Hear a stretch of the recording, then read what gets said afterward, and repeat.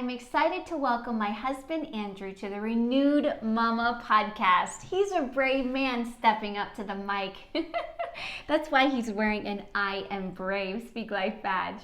Speaking of Speak Life badges, we have, for the first time ever, Speak Life badges for your marriage. Now I confess, these aren't actual stickers. They should be stickers, right? That we should wear as husband and wives to remind us of these truths.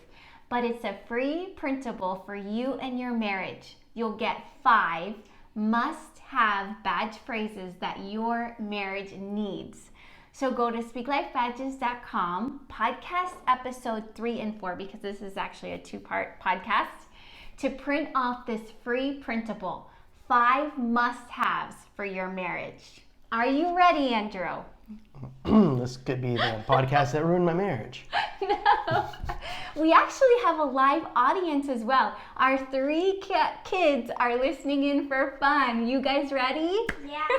Okay, kids. Let's put Daddy in the hot seat right away with some trivia questions. Are you ready? Yep. Okay, fire away. How long have you and Mommy been married? Since 2004, so that'd be like 17 years. Yes, ding, ding, ding, ding, ding. You got one right. Where was your first date? Alabama. It was actually. I think, yeah. Yeah, did you want any more details? We went to that restaurant. Yeah, and they throw buns across the buns across the restaurant. We went mini golfing and she totally destroyed us. Yeah. All right. What did you first like about Mommy? Come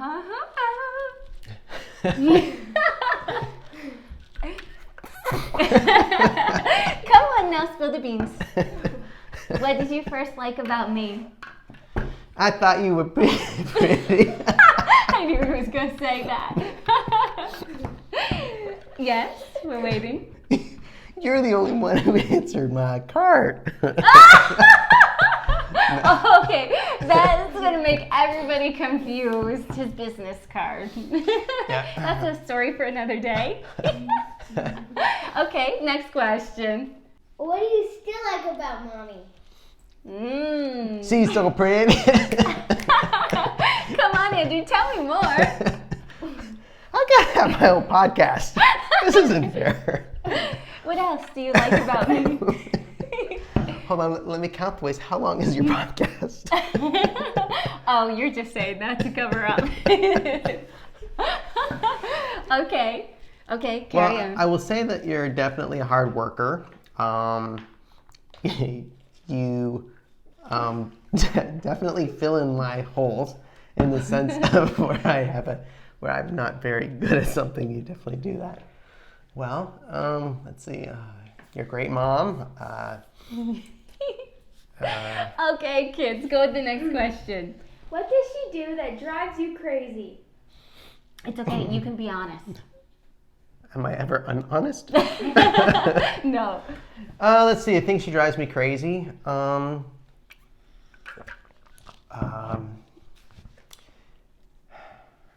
She's always cold in bed. Oh, meaning I always have lots of layers on.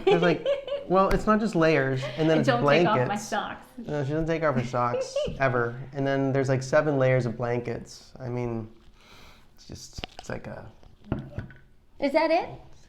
We can deal with that. I should have got these questions ahead of time. That was the whole point, to put you in the hot seat. Yeah, that's pretty hot. Okay, carry on. When you get upset with Mommy and have an argument, what's the one thing you remember that helps you keep loving her? What do you think of?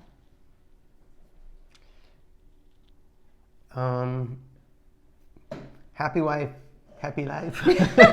Is that really what you think? No, but that, and also the idea that where there's strife, you can't have success, and that is not the way that we are supposed to be in harmony. Like we're a single unit, and you can't be divided against yourself. So, If you could tell your 26-year-old self one piece of advice before you married Mommy, what would you tell yourself?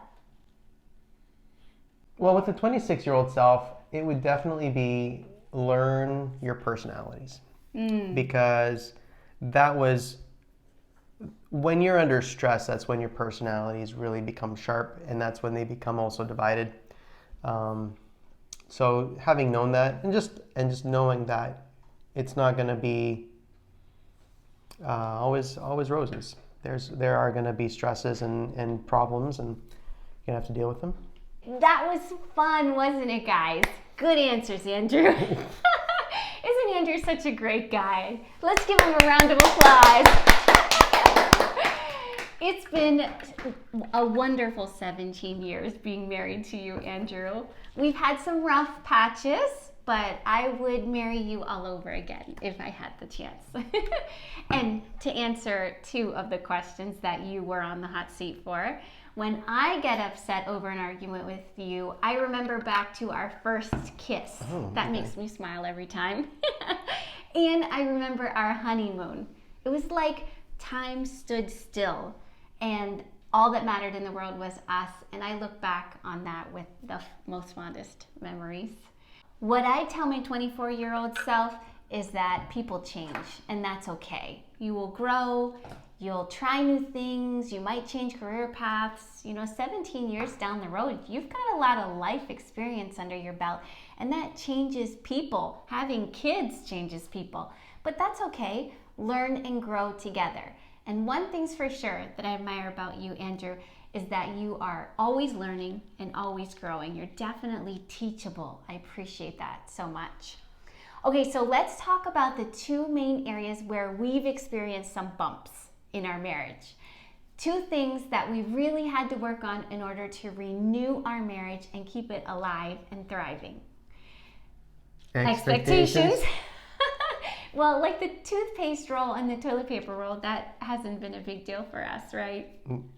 No, but the toilet seat being down, that was one. Well, I just didn't want to fall in the middle of the night, when I had to get up and go to the washroom. Well, unmet expectations didn't really rear its ugly head until kids arrived, right? Which was 5 years into marriage. Before that, it was easy to do the housework or divide the tasks without feeling overloaded because it was only us. But then the kids arrived, and at least for me, my unmet expectations became more apparent. So how do we work through unmet expectations? Well, with the other area in which we struggled, communication. So it's important that we talk about our unmet expectations.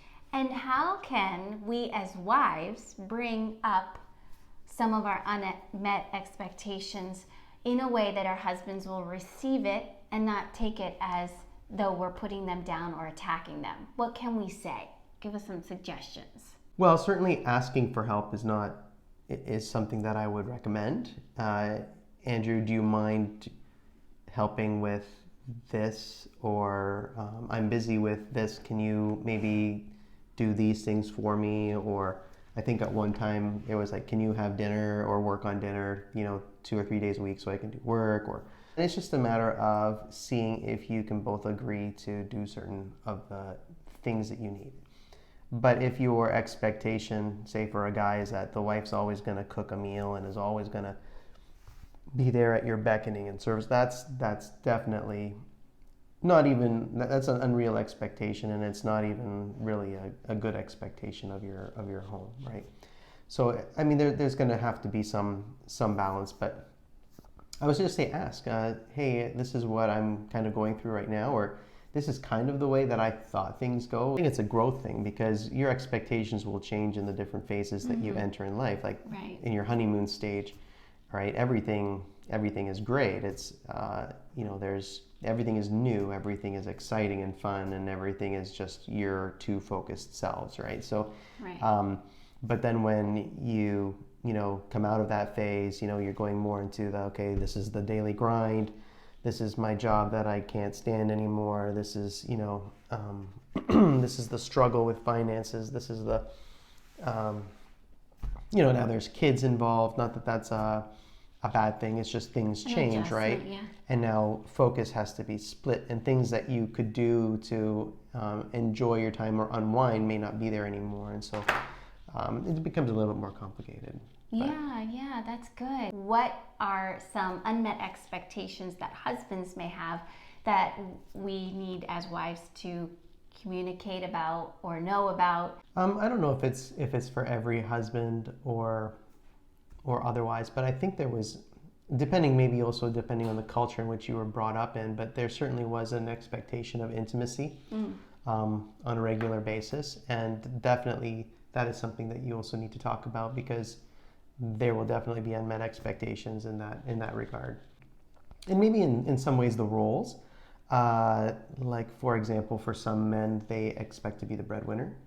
And for a lot of them, if they go through a layoff or they go through a period where mom is now very successful and they need to be more of the taking care of the home. I mean, that hasn't really been the case in our roles, but I've seen it where that can be a hard paradigm. A lot of expectations come from what we saw in our parents' marriages or our grandparents or maybe some friends' marriages.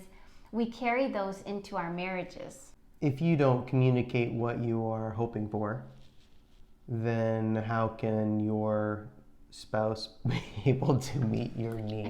Yeah, totally. Right? You can't read minds. Maybe some can. And I know, was expecting you to read my mind a few times. There were, and there are times, when you're so close together, you're answering each other's sentences, and it's all so hallmark and so beautiful, but no, you can't read minds. No. And it's not going to work that way. And then going to the the whole line of, well, if you don't know what I'm talking about, I'm certainly not going to tell you, that whole line of stuff. It's just a bad downward spiral. So the most important thing is to talk about the things that you are expecting.